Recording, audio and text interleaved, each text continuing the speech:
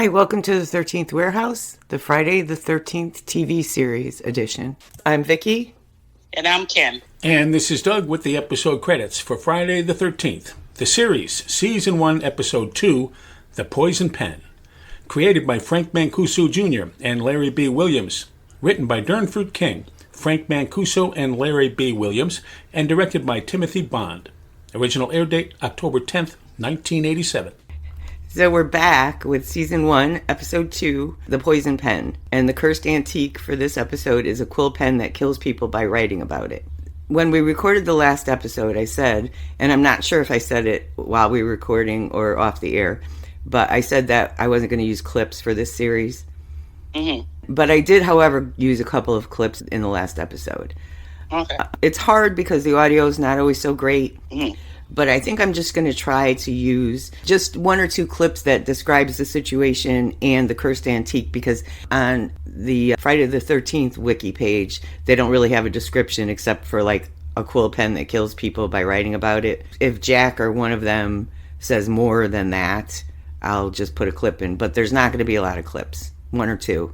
Last week I used more than two because I wanted to get Lloyd, being the jerk that he is, I wanted to get a clip of that. But otherwise, we're not going to be using a lot of clips. But I did come across a playlist on YouTube with full episodes of the series. Oh, okay. So I didn't go through it to any extent, but it looks like all the episodes are there. Now, I don't know what the quality's like. Like I said, I haven't really gone through it, or if any of them have been blocked by YouTube. I put a link to the playlist on the last episode we did on our webpage, and I'll include it on every episode page on our website, the13thwarehouse.com, for every episode we do. His heart filled with joy at the prospect of keeping the monastery. Brother Capellano will climb to the roof to send the news to the Brotherhood. Brother Capellano has always marveled at the miracle of flight. So this episode begins at the Eternal Brotherhood, and we see a meeting of the brothers about selling the monastery. And then we hear some narration of whatever one of the monks is writing that is sort of describing what we're watching happen to another brother who's floating on a roof as if he can fly. And as he watches his vision take flight, he dreams of flying himself. But he will be sadly deluded. So this brother falls from the roof, and because his death was described by the Whispering Monk, they all think that the pen can predict the future. Not the pen. They think originally that the monk can predict the future. They called him the Oracle of Death or something. Mm-hmm. So we also find out that the brother who died was in line to be abbot and ahead of the Whispering Brother, the one who was writing. And I can't remember his name. I know I have it written down somewhere, and I'll get to it, I'm sure.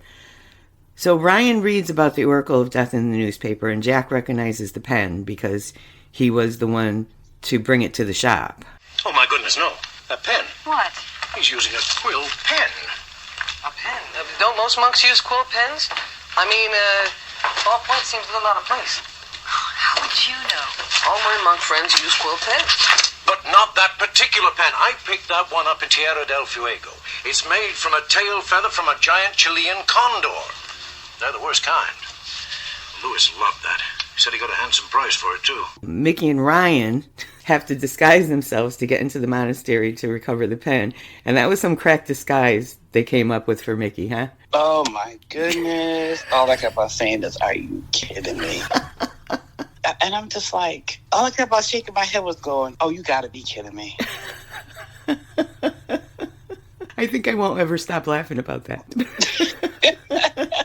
I mean, from the hair, and I'm just going, not cut her hair or have her wear more of a covering. Or a mustache or something. Yeah, and I'm going, this is what you do? She looks like a girl. Right. In an oversized monk robe. Exactly. And she's not top heavy, but I'm going, I still see boobs. Right. Yeah, because even when he was wrapping her up, he wasn't wrapping her tight enough for it to do anything. No, and I'm just cracking up going, really? Oh my God. So Jack forges a letter of introduction, introducing them as two brothers that are going to be visiting the monastery. So Mickey, as brother Simon, has taken a vow of silence because they don't want her to talk because somebody will know that she's a woman, as if they can't tell anyway. But apparently they couldn't tell. So the brother bringing him to the room had a very creepy smile on his face the whole way. And I don't think it was a character thing. Like, I don't think it was his character who's up to something. I just think it was really awkward. Did you notice that? He had that smirk on his face? Yeah. Because I don't think he knew they were up to something, and I don't think he was up to something. I just think that he doesn't smile much. Mm-hmm. Number one, that was bad casting as a monk. Yeah. And the smile, I think, it was just awkward. Well, I think it was to throw us off because I actually thought it was him. He was the one that was up to no good. Yeah, so that was my impression when I first watched it, that he was the one that didn't want to get caught. So that's what I thought it was. Oh. And then I'm going, oh, okay, it's not him. Okay, that makes sense because it was awkward. Yes. Mm-hmm. So then they arrive at their room, and of course, all the predictable things happen. They have to share one room, and they find out the showers are communal, and so are the bathrooms. And then they try to find Brother Curie, who was the whispering monk, the one who they think can predict the future. I knew I had his name in here somewhere. So the other brothers are worried that they're journalists. So the head monk has the smiling guy keep an eye on them. And this was the most ridiculous thing I've ever seen. He followed about 2 feet behind them. And when they went and waited for Brother Curie's tray to come out of the kitchen so they could follow the server to Brother Curie, while the smiling guy follows maybe 5 feet behind, they follow the guy with the tray about 3 feet behind, and the other monk is still following right behind them. I mean, they may as well have been in a conga line. They were all following so close to each other. Right, and nobody turned to look around. Right.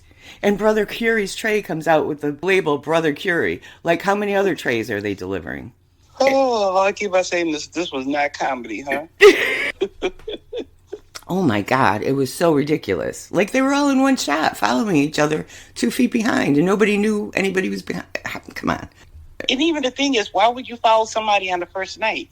Well, they said they were only going to be there one night because they thought it was going to be easy to get the pen. Well, yeah, okay, but still, you can't do it right away as soon as you walked in the door. Right. I walk in the door and start following the tray of hoops. Right. So they also speak in their full volume voice as they're trying to sneak to see Brother Curie. Mm-hmm. So they're threatened by the head brother to leave Brother Curie alone when they're found sneaking around.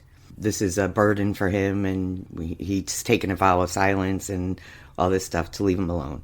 And the smiling guy brings him back to the room. Like, at this point, I would have thrown him out. But no, he just brings him back to the room. Priority 1 message from Starfleet coming in on secured channel. Space, the final frontier, or is it? Discover the podcast of a couple of moms who love Star Trek and happen to have kids on the autism spectrum. Join Vickie and Elizabeth as we explore strange new worlds, talking about the new Star Trek Discovery series, autism, and whatever else comes to mind. We're Moms Going Boldly, and you can find us on Podbean, Spotify, Apple Podcasts, Google Podcasts, Stitcher, and Player FM.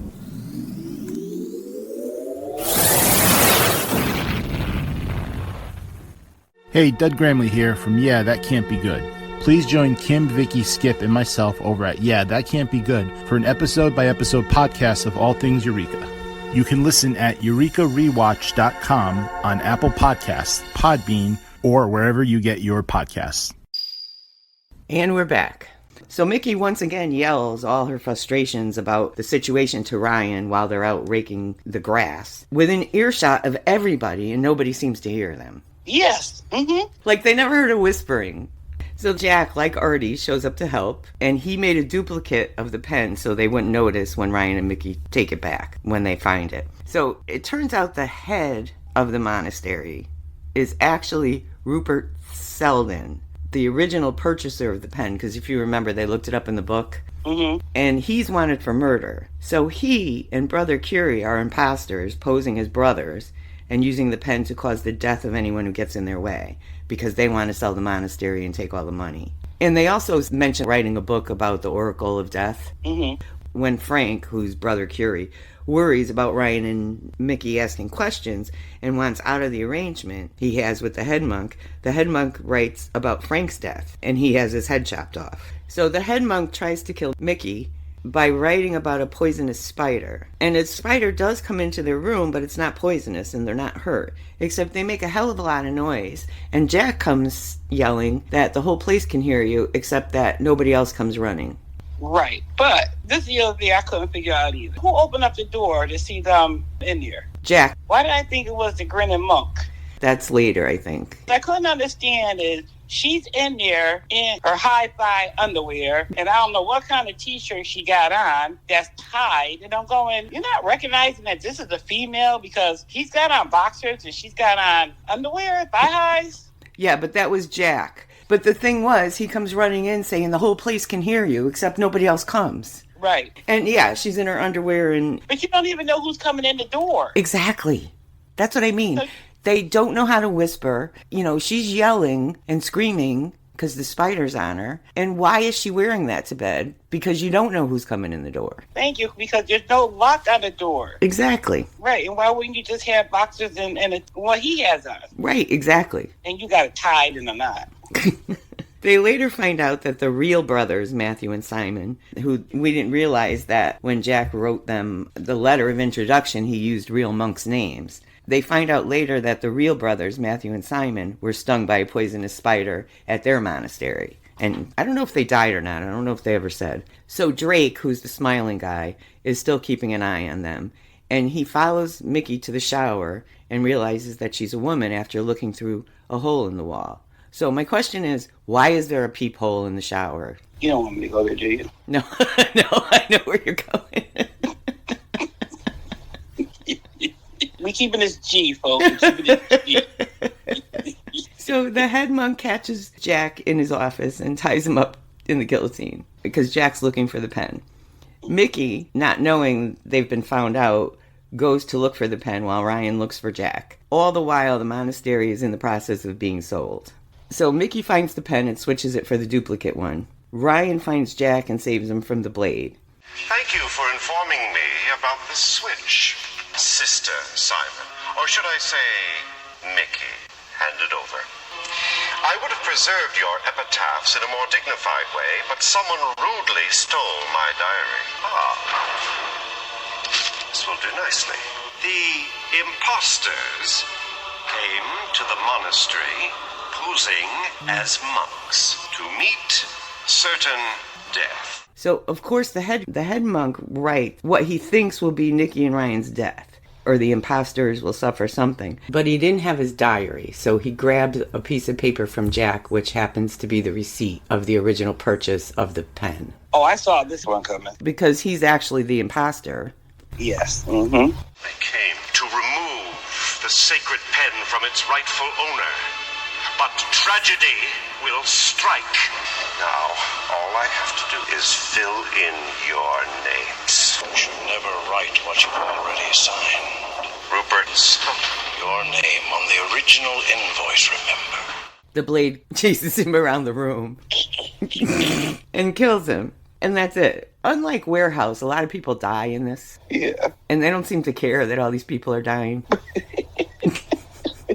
It's so funny. It's too comical. They have to see this. It is. And I'm hoping we'll get used to the, when you start watching something and it's kind of hokey and corny, but then you get used to it. Yeah. I'm hoping we'll get used to it. Like I said, I loved this when it was on the air, but now it didn't age as well as I hoped. Right. So what did you think? I mean, everything seemed to be a little bit predictable, and with her being loud and, there's no whispering and following this conga line, it's like, really?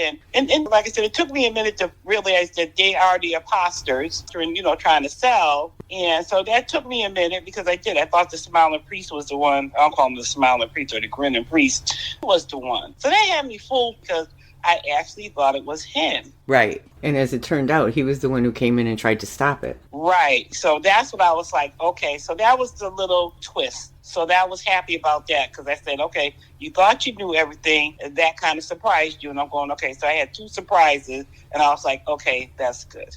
So I was happy about that. I said, you don't know everything. And I was happy with that. If you ever get a chance to watch it, and if it is on YouTube, watch it. You have to watch it, and then you'll see what we're saying, when we chuckle at some of the dialogue and clothes, everybody would understand, especially if they're around our age, would really get the pun of it. Yeah. So I don't really have anything else. It seemed like I had pages and pages of notes, but it went pretty quickly. It was simple, but yeah, it was good. I enjoyed it. It was just, Yeah, it is. I enjoy it too. It's kind of funny, but I do enjoy it. We'll be back shortly with the next 2 episodes. So we'll talk to you next time. Okay, see you next time. All right, bye. This is Doug, reminding you to follow us on Facebook at facebook.com/13th Warehouse, on Twitter at Eureka Warehouse, and on Instagram at Eureka_Warehouse. You can listen to The 13th Warehouse on our website, the13thwarehouse.com, on Apple Podcasts, Stitcher, Spotify, Google Podcasts, or wherever you get your podcasts. Theme music for The 13th Warehouse, Friday the 13th, the Series Edition, Suspense Night, provided by Anton Kornienko. Pixabay user 147-98912. Free for personal or commercial use. See you next time at the warehouse.